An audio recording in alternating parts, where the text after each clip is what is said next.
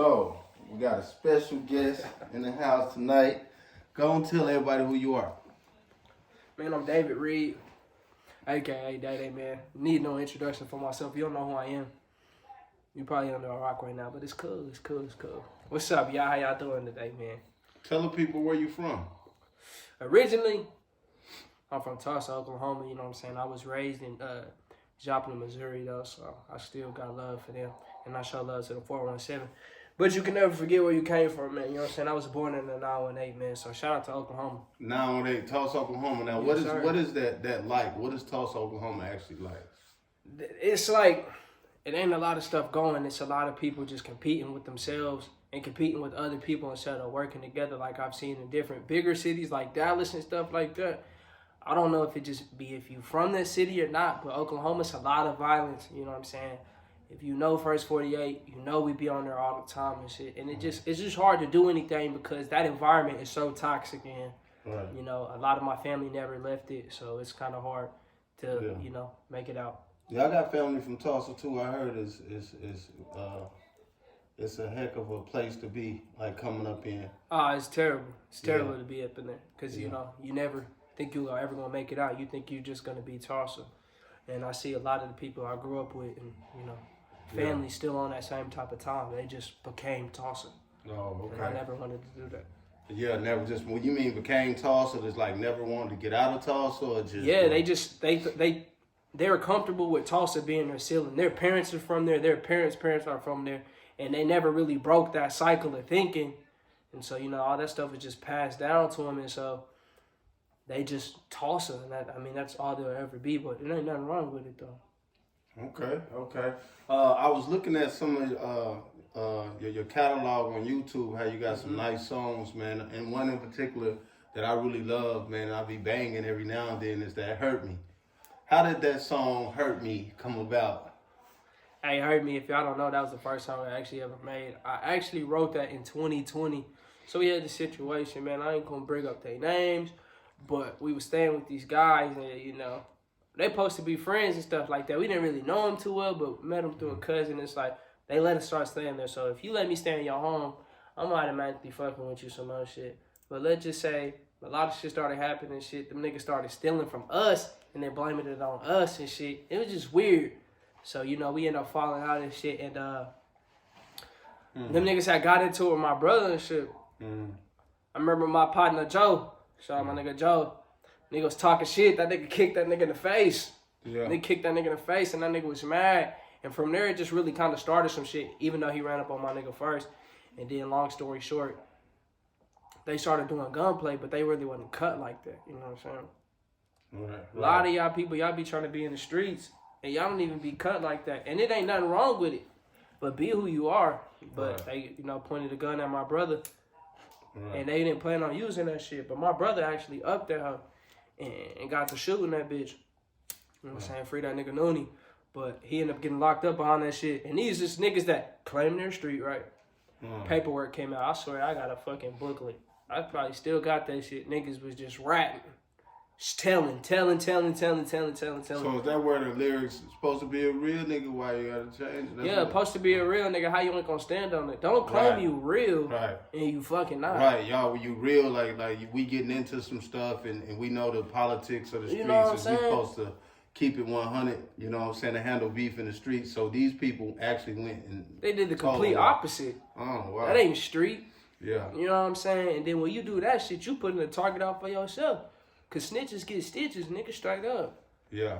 But wow. And now, you know what I'm saying? Like that's what it all falls into. Be yourself, man. A lot of y'all people be trying to be something that y'all not. Y'all make one fucking mistake and you don't understand. You would just want to throw your life away over trying to prove yourself and trying to be hard. Right. When you say be yourself, so would you suggest a person in the streets, if you're not in the streets, do you condone the streets? Do you believe that the streets is your destiny or where you would want to be? Or are you the type of person that say, well, I'm going to try to do better than the streets. I just don't want to live my whole life in the streets. Well, I think the streets and the whole gang thing, I think that was, you know, made to have us killing each other. And not just blacks on blacks, but whites on blacks, blacks on whites, Mexicans on Mexicans. All that stuff is to keep your vibration low and just how you killing each other. If we start beefing with each other And it's like, all right, let me hear what you got to say. And then I got some ideas too. If we both put that stuff together, then you could make something happen. Think about all the rappers that's successful and stuff. They gonna tell you the streets is not the way to go. Right. So your streets don't have to be your Right. ceiling. No, it don't have to be the ceiling. Like, I'm from the streets myself. And now, you know, I'm an advocate, you know, towards bettering yourself and not being, you know, making that your ceiling, like you said. You know, real guys in the streets like ourselves, you know, we been through the streets. The whole mission was to get out.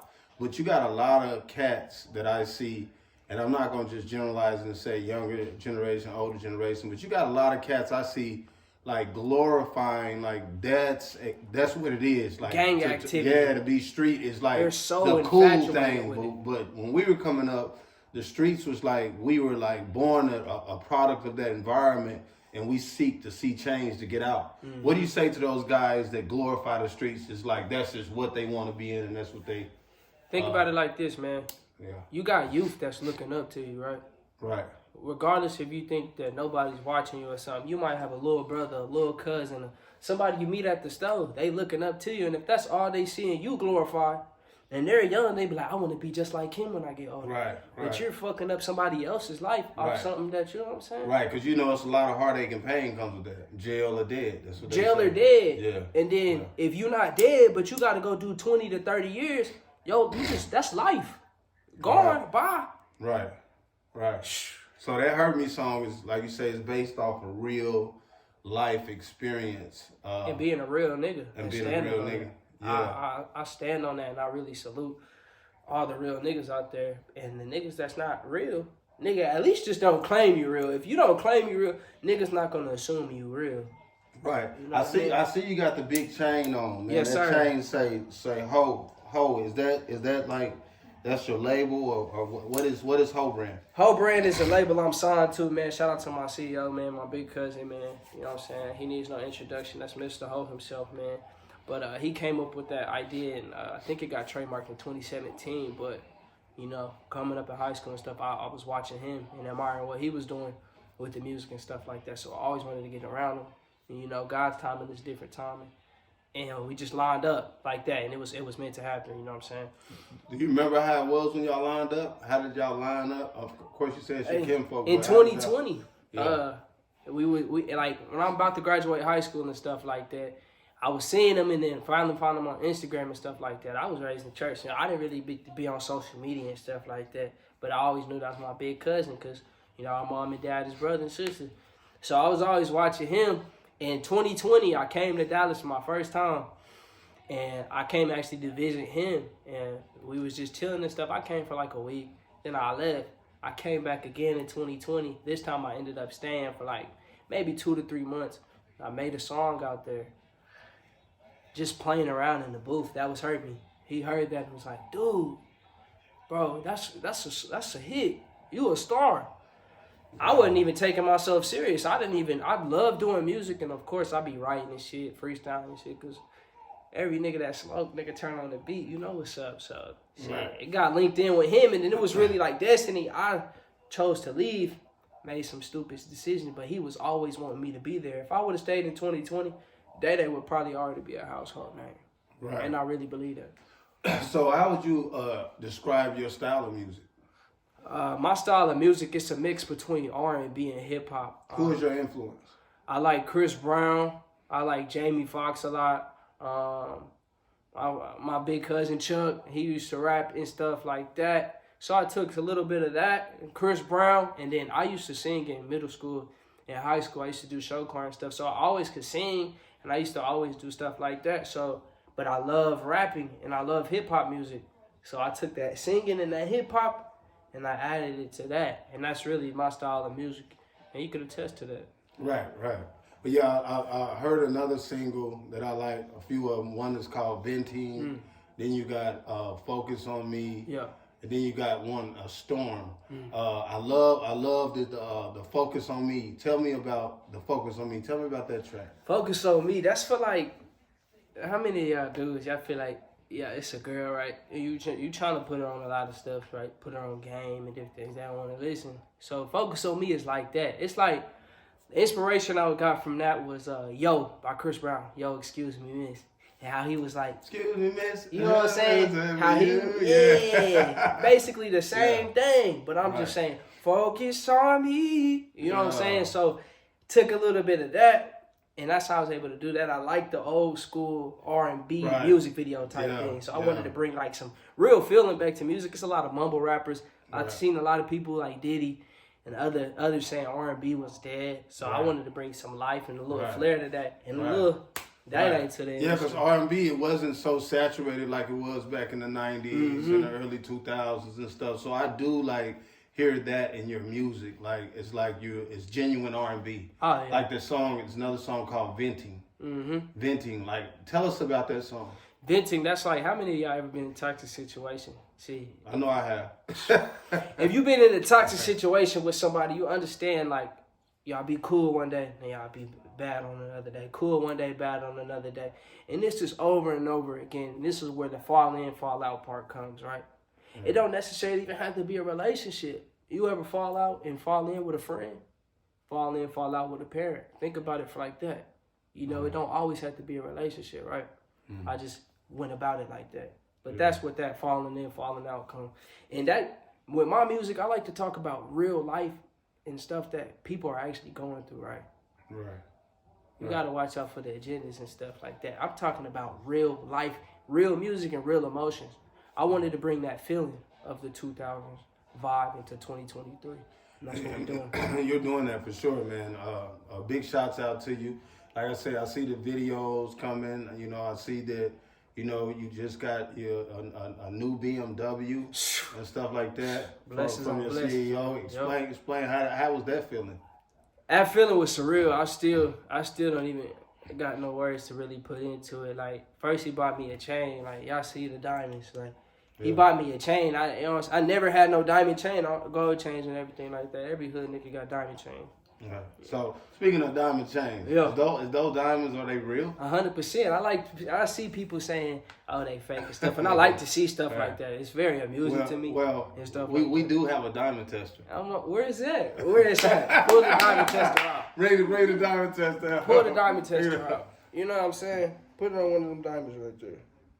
Oh wow! Hold on, touch another one. Touch another one. Come on. Oh wow! Okay. So just for the people saying that, it's like, I find it very amusing because social media, I'm saying, that's all the gimmick. Y'all people be talking shit on people y'all don't even know. Y'all fucking look stupid. Have somebody ever said something to you like about your chain or something, or you just see them doing that? I just see people doing it on Instagram and shit to a lot of people.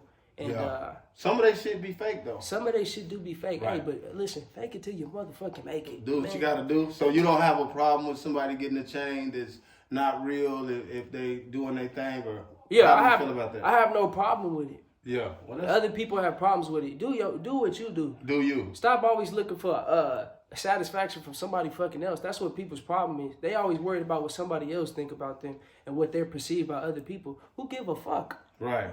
I like that. So speaking of that, while we're on that topic, who is? Well, first of all, I know your name. You say David Reed. Yeah. Where did the name DaeDay come from? DaeDay came from childhood. That's always been my nickname. My family my dad's name is David Reed. Shout out to my father, David Reed Sr. But my name was always DaeDay. People never called me David. Right. They never did. Maybe at school and stuff like that, but I started going by DaeDay because I just felt like that's my second name. Yeah. What's something that the people don't know about DaeDay just by looking? Tell us something about DaeDay. Like, who is DaeDay? DaeDay is a deep person. I love deep conversations and always learning about something or some things in order to, you know what I'm saying, raise my vibration. That's all I'm about. It's deeper than all of the music and stuff like that. I'm a real genuine dude. I keep it real. I love my family. You know what I'm saying? I love sports. I love basketball. Other than that, and then music, like, that's all I be doing. I had that time where I was just doing all this and that. But now I got these 3 different things, you know what I'm saying? And music first, I found something that I love to do, and I focused on that, and now I'm getting to where I'm getting. See, a lot of people, y'all not doing what y'all actually wanted to do when you was a kid, and that's why you wonder why you're not fucking happy. Follow your dreams. Your life is what you make it. Right. I know you're on your road to success now, and you still got, we all have a ways to go until we get where I feel like we want to be. But during this road to success so far, how's the family been and the friends? Have you encountered certain, how sometimes when you're coming up, you have certain family members that try to, talk against you, or friends, or you have certain friends and family that will really support you. Yeah. And explain how that's been for you. I've actually dealt with both of that. And like with me being raised how I was raised, when I first started doing it, you know what I'm saying? I've probably been doing music 5 months. 5 months, that's all? Yeah. Okay. I just got hit for hit. Like, just know I've been prepared for the moment. Right. When I first started, my family, they was really like, it wasn't like they was against it, but the way we was raised, music is not saying that they didn't really want us doing this stuff like that. But it's like, Music was a sin? Yeah. Worldly music is what they called it, right? Right. And there's nothing wrong with that. But that's just the way they, you know what I'm saying? Right. That's the way they perceive things and stuff like that. And that's the way they were taught, right? And I don't shame that or nothing like that, but I'm my own person, right? I just ask that they support me and stuff like that. And now that I'm actually in and stuff, those same family members that was calling me complaining and stuff like that, they be singing my songs, man. You say they get no bored now. It's not getting boring now. They actually see that, okay, maybe my nephew was doing something. Like I tell him, I'm not in the streets. I'm out here doing something positive and listening to my music, man. Right. It's deep, my message. Listen to what I'm saying. Right. And they see these types of things like that. And so now they've been very supportive. And like friends at first, they used to know I used to always like freestyle and stuff like that. But I don't think none of them ever took me serious. Like a lot of people I know for a fact, they did not see me being here. Right. And now you're elevating and you're doing your thing. So you're signed to H.O.E brand? Yep. Shout out to the brand. Okay. So far as in that, how do you feel like? How do you feel? Do you feel like your music career is like coming up more because you're signed with the H.O.E brand? Do you feel like you gained more traction being signed, or because some people say independent, do it yourself? They say do it yourself. Then some people say, well, sign yourself. So what do you got to say about that? Like, what is your thoughts on being signed or unsigned? I'm going to say this. With being signed, you have to understand all the benefits that come with it, right? When you coming up in life, you can't do nothing by yourself. Understand that. You can't do nothing by yourself. People be so stuck in their own mind that they don't want to work with a team. And somebody that's trying to help you, actually help you, y'all don't even receive that help. And you wonder why you've been rapping for 20 years, like Tony D said. Shout out to Tony D and still ain't fucking made it.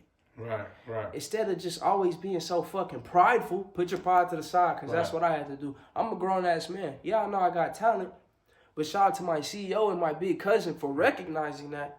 Right. And like, yo, hey, I could develop you. We could really be a star together. Right. Together. So it's a point of like coexisting. Like you coexist. Like we coexist in this world. Like it's a lot of people that do think like, shout out to all the independent rappers and stuff is out there. But even them, they got help. They still got help. That's all behind labels the scenes. Or anything. Like you got help. Like I was telling somebody like, by yourself you don't go too far. You don't. Because it's somebody. God made us to coexist for a reason. Like you can't even wipe your ass without a person making a tissue. You know what I'm saying and all that. So that's good you understand the value of that. Teamwork make the dream work, and I really believe that. Right. I would not be here. I would have none of the stuff that I have right now if I wouldn't be with my big cousin. Because nobody else was going to believe in me like that. And nobody else believed in me. Right. He made me believe in myself even more. So I heard you say something about the youth and stuff earlier. What would you tell the youth? What is your message towards people in the world today? What is your message toward them from DaeDay? And what is your message for the youth? Love each other. That's my message to the world. Love each other. Instead of always hating on somebody, oh, he got this, she got that, well, I don't got that. Right. See what they trying to do and trying to get some game from them. Love each other. Right. Be happy with what you got. Be happy with what you got. Stop always trying to compare yourself to somebody else's life.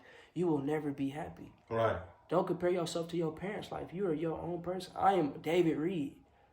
Right. I can't fulfill my brother's dream. I can't fulfill my sister's life. I can only do me.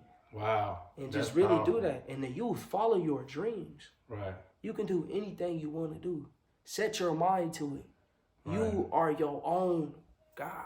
Wow. Wow. I like that. Because a lot of people don't know how to stay in their own lane.